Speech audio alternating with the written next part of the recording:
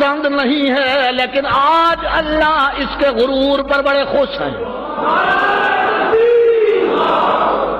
آج اس کے تکبر پر میرا اللہ بڑا خوش ہے، وہ پسند کر رہا ہے اس کے تکبر کو۔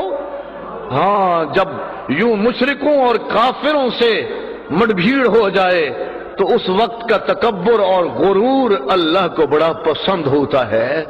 آپ جاتے ہیں عمرے اور حج کے لیے تو وہاں ایک کام کرتے ہیں، رمل جس کو کہتے ہیں۔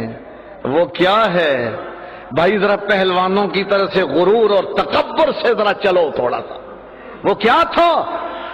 وہ رسول اللہ جب پہلی مرتبہ گئے تو انہوں نے کہا مدینے کے بخار نے ان کو تو مریل بنا دیا، رنگ پیلے ہو گئے ہیں۔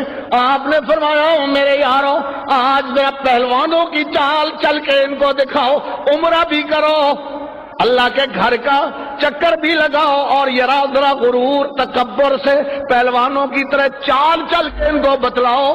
وہ اللہ کو بڑی پسند ہے، اتنی پسند آئی کہ آج تک تمہیں بھی وہاں یہ رمل کرنا پڑتا ہے، یہ رمل بھی اور اجتماع بھی۔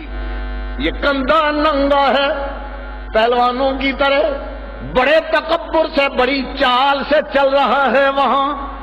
آج ابو دجانہ کا بھی یہ تکبر میرے اللہ کو بڑا پسند ہے۔ یہ کفر کے مقابلے میں ہے، یہ شرک کے مقابلے میں ہے، یہ نبی کی حمایت میں ہے، یہ اسلام کی حمایت میں ہے۔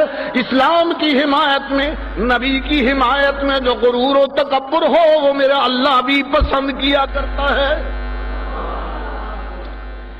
رسول اللہ صلی اللہ علیہ وسلم نے صف بندی کر ڈالی۔ حضرت زبیر